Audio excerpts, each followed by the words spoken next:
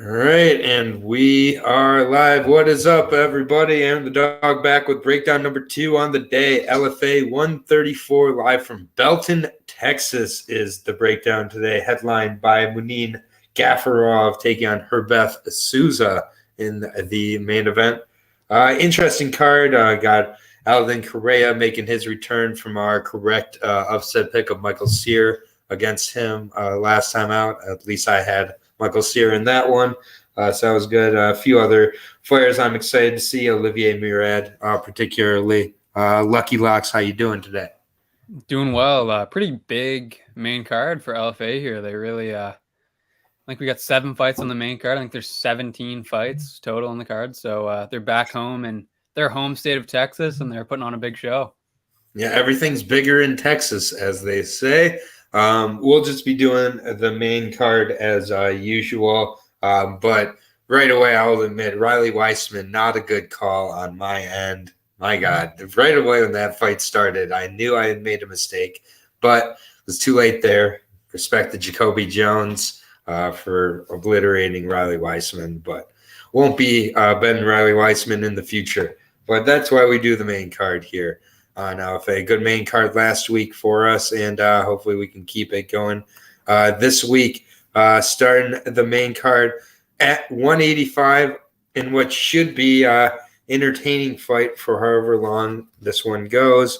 Jared McLaughlin, also known as the People's Champ, according to him, taking on Shane Sobnoski here.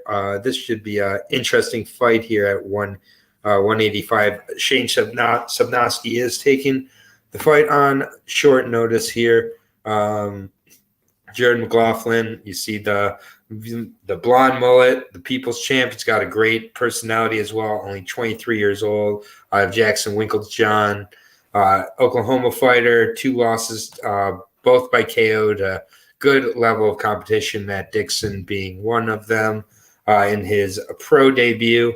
Matt Dixon, not a terrible fighter, not exactly a world-class striker by any means, but I think just kind of speaks to the lack of experience early on from Jared McLaughlin, and then was KO'd in his other fight as well. Gone on to win 4 straight against not a great level of competition. KO was KO'd in 30 seconds by Calvin Rayford, who we've seen a few times. Not a fantastic level fighter. Last fight out in March of 2022 is the second fight of the year against Ty Davis, a black belt, but 2-0. Bigger guy, but looked good. Went in there, took him down, ground and pound. He's an exciting fighter. He likes to strike most of the time. His opponent, more kind of the boxer, wrestler type of guy. And Sobnoski, I think, has to get the kind of takedowns early and often to kind of slow down Jared McLaughlin or kind of catch him coming in, being reckless. But I'll take McLaughlin here. I think McLaughlin should just be more athletic and be able to get the finish here and kind of overwhelm Sobnoski, who is coming in on short notice. But McLaughlin's been caught twice by decent competition, but been caught twice and put away. It wouldn't blow me away. And I know McLaughlin's price is way out there as well. So what are your thoughts?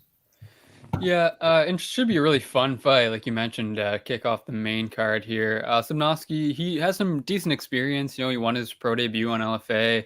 He's fought on Fury FC a number of times. So he picked up 2 straight wins on Fury. Those both came in 2020, and then he hasn't been in the cage since. So not super active. You don't really love to see that. He does have that kind of like upcoming / already had that fight on June 4th on PCS1, which I think is a kind of an in-house promotion. So I'm not sure if that fight actually happened or not, because like you mentioned, he is coming in on short notice here. So I don't know if maybe he just pulled out of that one or he finished the guy really quickly. I couldn't find any results on it. I assume he just pulled out of it. I assume he pulled out of it and just realigned for a week later. Yeah, so kind of a bit up in the air there, but, you know, coming in short notice here. Looks like the wrestling and top control is pretty solid, and I like the way that he does look to do damage from top, but I think he's going to be in tough against McLaughlin here, who's a 6-2 pro, you know, had that 2-2 start to his career, losing to Calvin Rayford and also Matt Dixon, but, you know, he was very young at that point. Even now, you know, he's still only 23, so I don't, really think that's too much of a detractor from his career and from his stock. He's rattled off 4 straight wins since then, all inside the distance, got 100% finish rate, 4 submissions, 2 knockouts. Just a well-rounded fighter, very good wrestling and grappling, also very competent on the feet, and just a natural finisher as well. He gets in there and he gets guys out of there. So I'm going to join you on the McLaughlin side here. I feel like he gets the job done. Yeah. Minus 500, obviously, is pretty tough. Go around there, plus 350.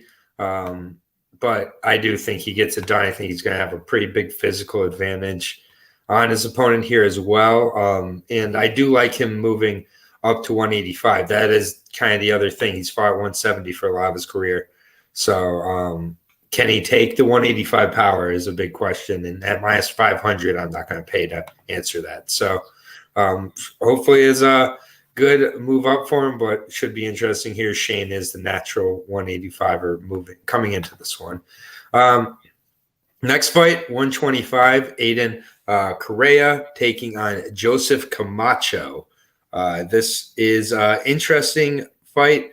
Hard to find much on Joseph Camacho. I'll be honest, Joe Camacho, there was a lot on, not the same guy.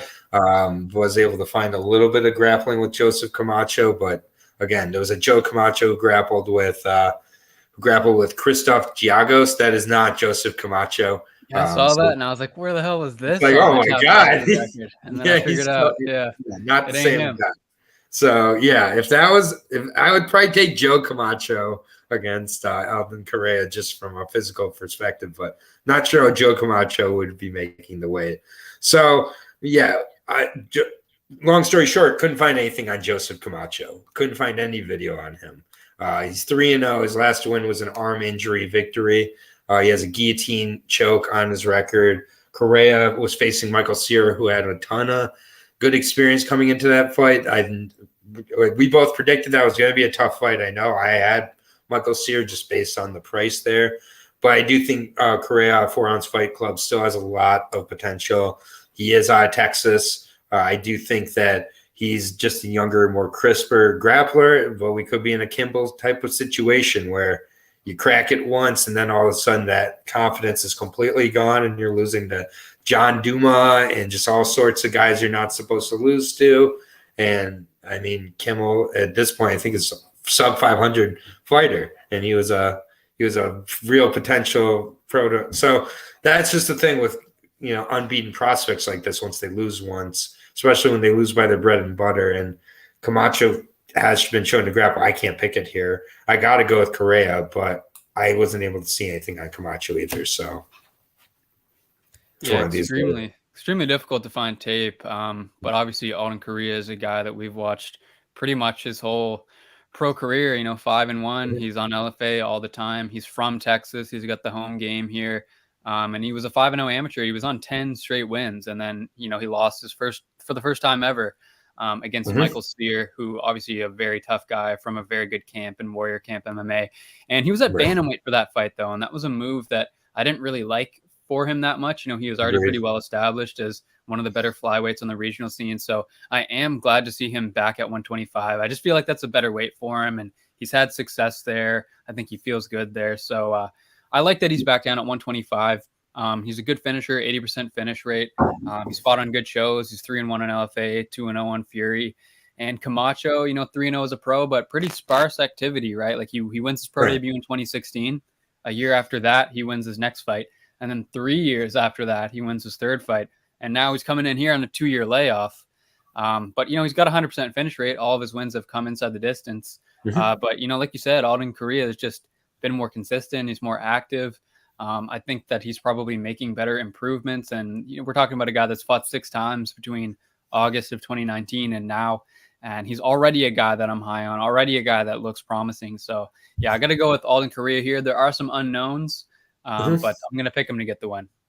Yeah. And you're getting kind of the post loss, minus 400. This fight before that loss is a -7, -800 fight. So I just think that Michael Cera is a really good level of opponent. Wasn't quite ready for that. It was an upper weight class. There's the questions of why he was trying to do that. And I don't think this is Frank Camacho's brother. But it might be.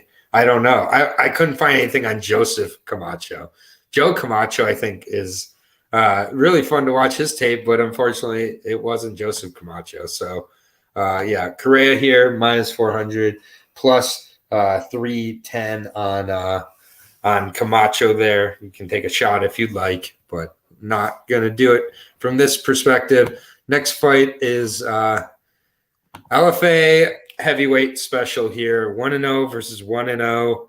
A guy who was a heavyweight wrestling champion back in the day in Taylor Escamilla, I believe on North Dakota State, if I remember correctly, like 10 or 11 years ago.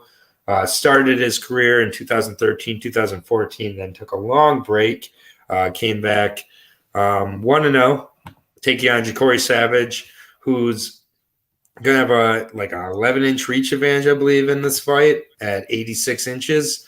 Coming off that first fight of his career with LFA where he got the win by KO. It was with the ground and pound there. He's a younger fighter. He's a taller fighter. Taylor fought with Alaska FC here. Taylor's going to have to just kind of run the gambit and get those takedowns and stay on those takedowns, I would think. Otherwise, Jacoby is going to have his way at distance with striking and knock him out, I would think. Taylor's been very inactive. He's going to be the smaller guy, obviously the reach issue, range issue. So, give me Jacoby Savage, but, Savage was taking some shots against his opponent in that first fight. That wasn't exactly high-level heavyweights there at all, but he did seem to withstand and have a little more gas than the average heavyweight. Taylor, to me, inactive, can only kind of wrestle here, so I'll take Jacoby here by KO. Yeah, this is an interesting matchup. Savage is a 4-1 amateur, 1-0 pro, the former college football player. Really big, 6'6", 86-inch reach. Has finished all of his wins between amateur and pro, won his debut on LFA not too long ago. He's got pretty good power. I mean, he's a little bit sloppy in the stand-up. He gets a little bit crazy at times, but, the kind of aggressive, just go for it style can kind of take you a long way in lower-level heavyweight fights a lot of the time. Some things I didn't really like in his last fight where I felt like his opponent was able to get to the underhooks on him quite a bit. Jacoby did do a pretty decent job of scrambling on the ground, and he actually had a really nice sweep to get top position and finish that fight. He's definitely very strong, athletic, explosive, but just that technique definitely needs some work. I mean, he's one fight into his pro career, so you got to expect that. But the wrestling, it worries me a little bit against a wrestler. Escamilla, 2-0 amateur, 1-0 pro, had his one win, 4-5-1 opponent on Alaska FC. And he is a wrestler. I believe he wrestled at University of Nebraska at Omaha. At least that's what's listed on Tapology. I could be wrong. Was scheduled to fight Jimmy Lawson this year. Pulled out of that fight. Was probably for the best for him. And he does have kind of that deeper martial arts base, obviously, with the wrestling background. I think this is a kind of a tough fight to pick. I'm going to go with Jacoby Savage.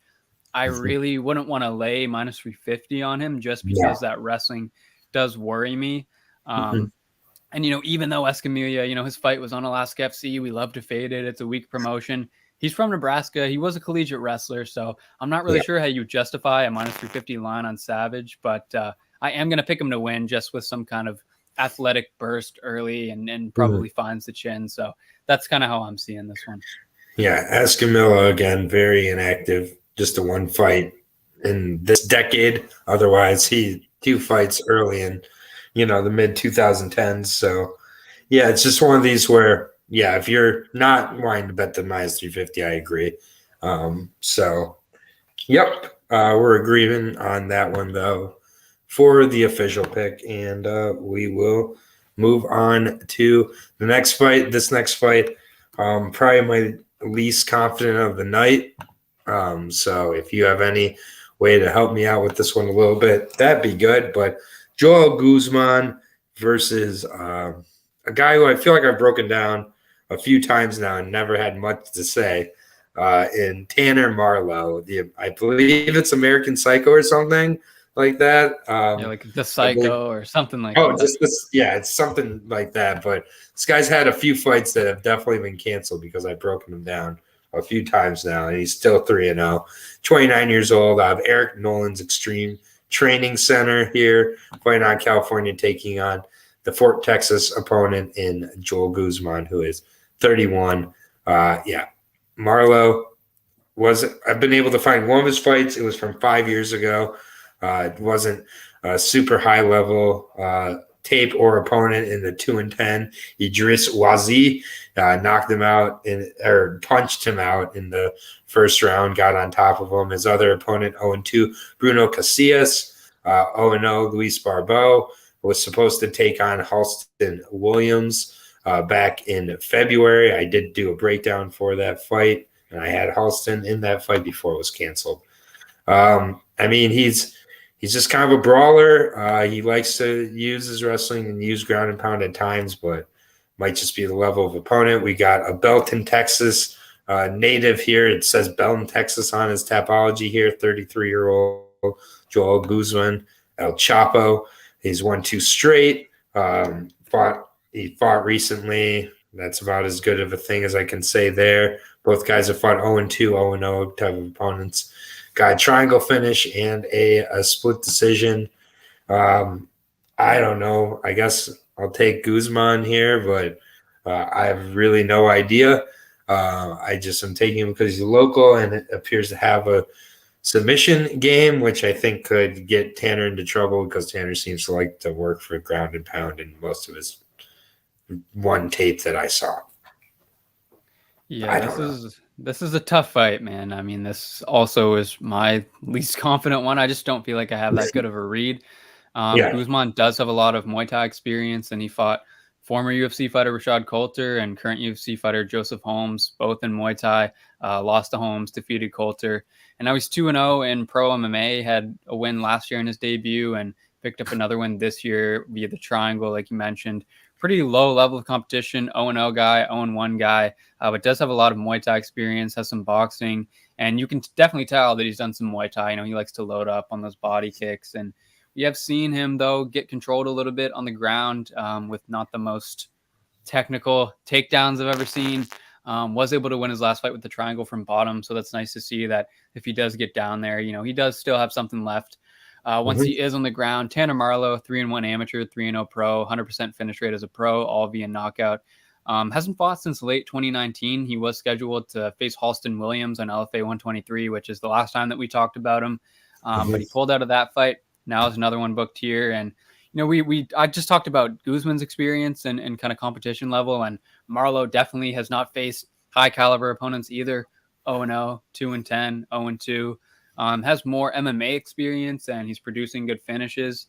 I think he's a pretty good striker, has some Muay Thai / boxing of his own in his back pocket. Pretty decent at range, mixes in the leg kick, combinations. Might have a little bit of size in this one. I'll have to see how they match up at the weigh-in on Thursday, and I think his clinch game is pretty decent. I just think this is a pretty close matchup, and in a matchup that I think is close, and I'm not really sure how it's going to shake out. I feel like if I was going to bet, I'm definitely not betting it. I'll say that up front. Yeah. If I was, though, I feel like I'd probably rather be holding the plus money ticket. I feel like maybe he can use some clinch control and maybe some takedowns. But like you mentioned, if he does get the fight down, he likes to work from the ground and pound. Definitely got to be aware of that submission game of Guzman, because that could definitely trip him up. So not confident whatsoever, but in a fight that I think is going to be close, I'm going to slightly lean to the dog. Fair enough. I'm okay with that disagreement there. Guzman is the favorite at this point, so you're holding your Tanner Marlow ticket at plus 135, minus 165 on Joel Guzman. Good luck either side if you're betting those, because that's who you're going to need to win that fight, in my opinion. Move to the third from the top here. Exciting fight at 125 between two undefeated guys here in Kevin Fernandez and Jordan Harris. I like Kevin Fernandez quite a bit, I'll be honest. He's one of the guys I see making quite run at 125 here for LFA, and eventually make his way to a bigger promotion, but I do like Jordan Harris as well. Let me just get the time down there. And then, all right. I'll start with Jordan Harris, though, the 2-0 opponent here. It's taking on Kevin Fernandez. Whoops, hit the wrong button there. Jordan Harris, 2-0, 5'7" East Side MMA. Both these guys young on their career. Kevin Fernandez is the Texas representative. Jordan Harris out of Little Rock, California. Going back to him 2-0, hasn't fought since 2019, however.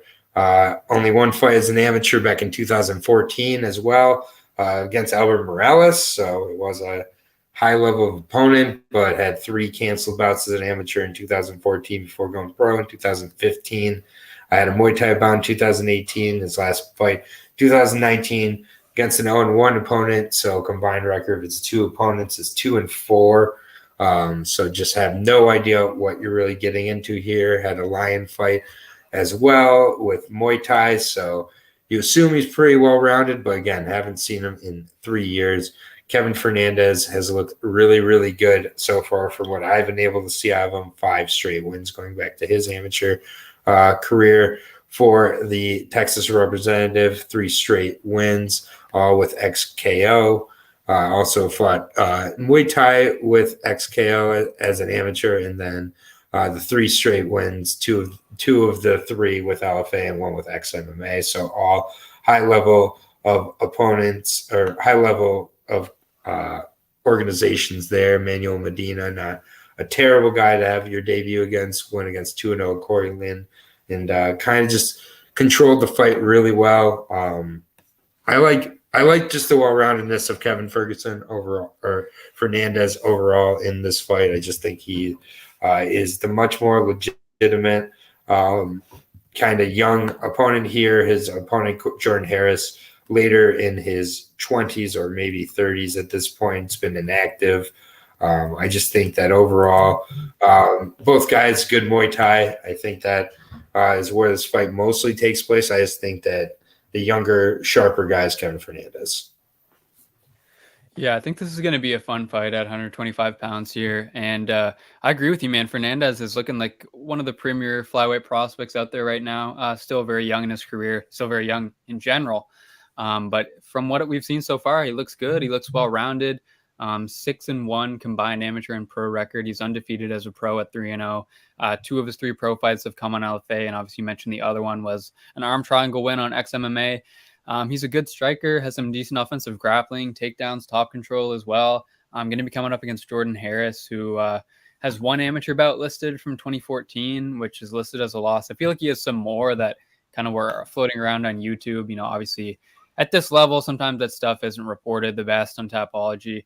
But 2-0 as a pro, 1 win coming in 2015, then the other one 4 years later in 2019. So definitely not super active, where Kevin Fernandez, I feel like, is very locked in on his fighting career at the moment. And both of Harris's opponents had losing records as well, I think is worth noting. Does have some Muay Thai experience, but, you know, we were talking about Guzman kind of has that Muay Thai style when he fights. Harris doesn't really have that from what I've seen on tape. Has shown some pretty good grappling, actually. I think it will be more difficult to implement that kind of a game plan against Fernandez. But Harris, maybe he has that kind of grown man strength that we talk about, given that Fernandez is still very young in his early 20s. But I'm going with Fernandez to win this one. He just has the better MMA experience. You know, this is his 3rd time in the LFA cage. He's in his home state of Texas.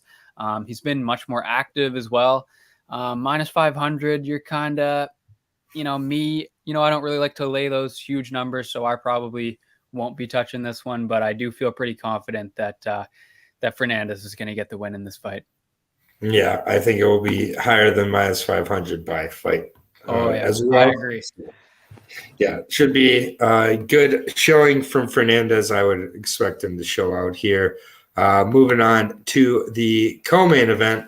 This one hopefully is not too interesting from my perspective, because I'm an Olivier Mured fan, and I was a little bit underwhelmed by the Contender Series against Zeben.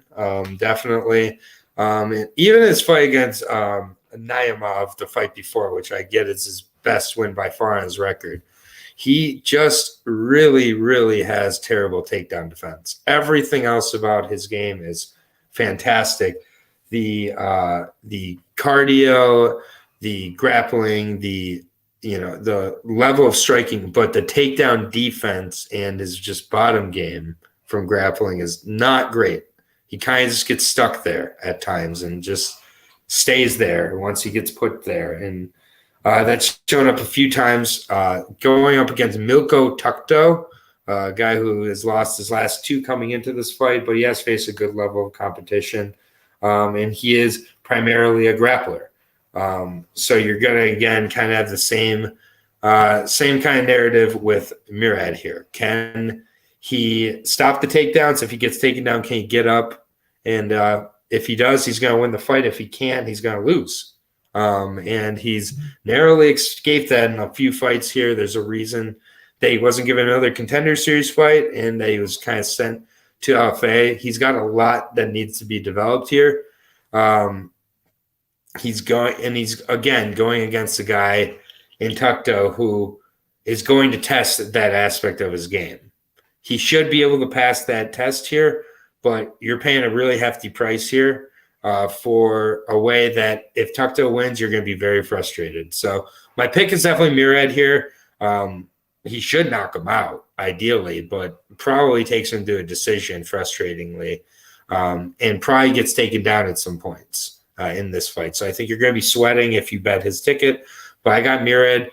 He should be able to finish this fight with ease, though. But I think if Tukto tests him in the grappling, I'm interested to see. I haven't seen him stuff takedowns. And that's, I get he's still undefeated. He's faced guys like Naimov. He's faced high-level guys. But even in those fights, Naimov arguably won that fight, so did Zeben. And it's just a matter of time until he comes up short on one of these fights where he's giving up these takedowns. And not only giving them up, but staying there. But I'll take Murad, but I'd be nervous. It's not a given, and you're paying a hefty price here. Yeah, man. I agree with pretty much everything you said. 5-3 Peruvian fighter is Tukto. He had an 8-1 amateur career, and when he turned pro, he got off to a flying start, went 4-0, submitted all 4 opponents. But over the next 4, he went 1-3, and over those next 4 fights, he really got kind of a bump up in competition. 2 of those fights were on Combate. He split those 1-1. The loss was to Eric Gonzalez, who is a solid fighter, and most recently he fought Will Starks, who's another really good fighter. That was on XKO.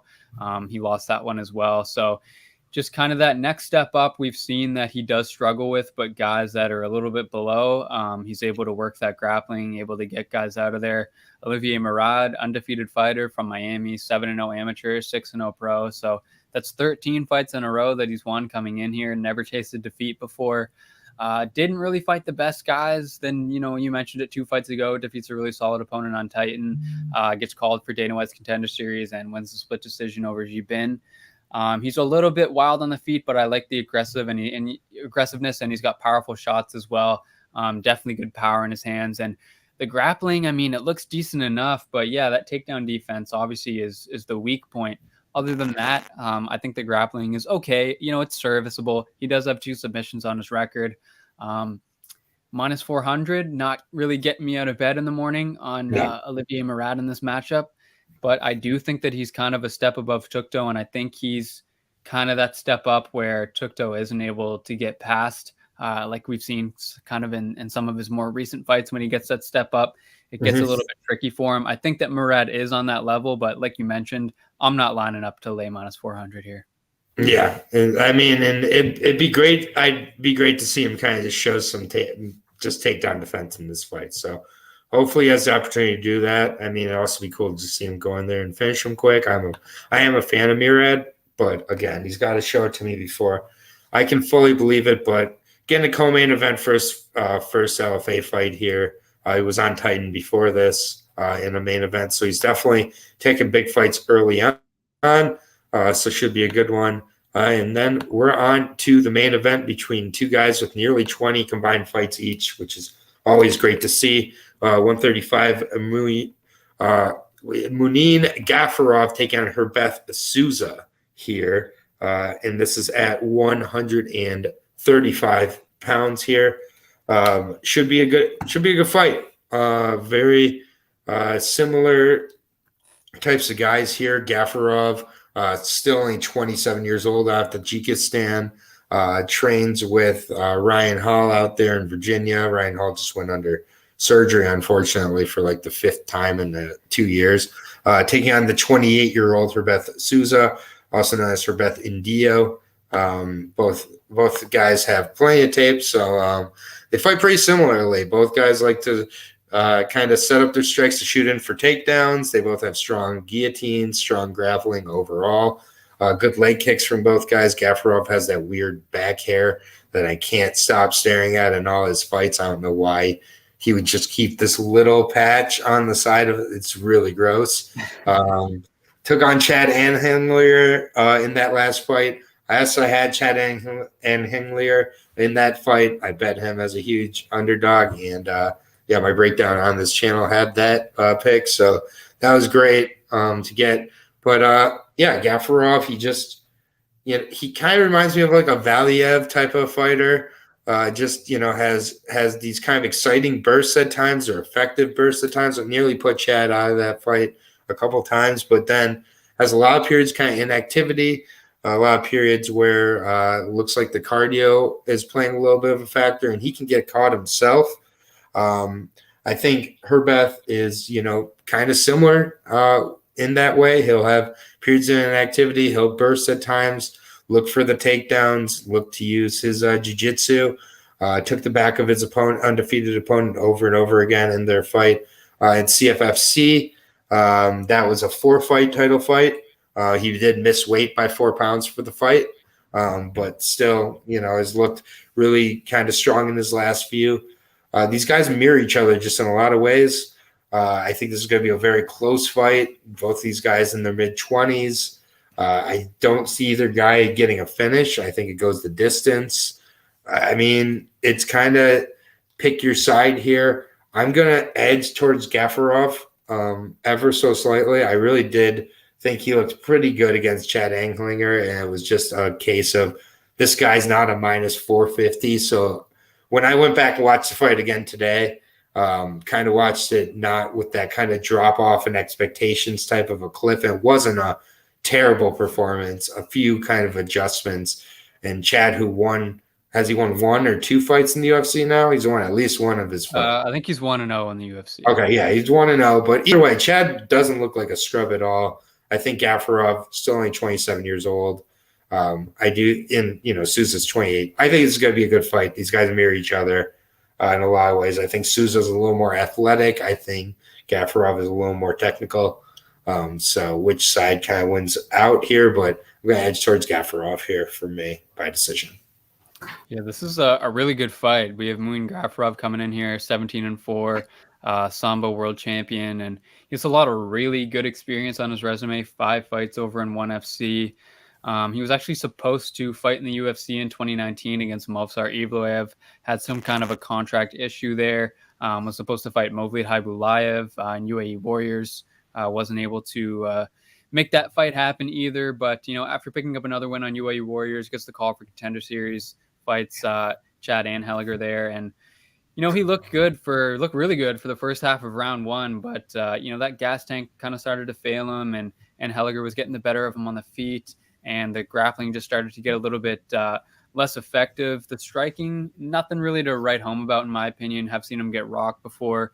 Seen him throw sometimes some spinning stuff. I don't really know why that's a part of his game. I wouldn't really advise him to do that, and I don't think it really helps with, the cardio issues either.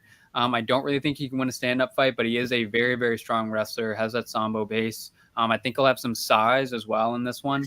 Maybe not the pure explosiveness or athleticism, but just raw size. We'll have to see what it looks like at weigh-ins. The top control, in my opinion, is not incredible, and if you're going to be a wrestler without a super potent sub game or without big ground and pound, I think you need to be able to hold guys down for 4 minutes of a round. And he wasn't able to do that with Chad Anhengler. Actually got reversed at one point, was held down by Chad. And Herbeth Sousa is just he's a grappling specialist, really. 15-1 Brazilian prospect. He's been at flyweight in the past, which is another reason why I think he might be at a bit of a size disadvantage here. His one loss in his career was for the interim flyweight title in Jungle Fight. followed that up with 2 more wins.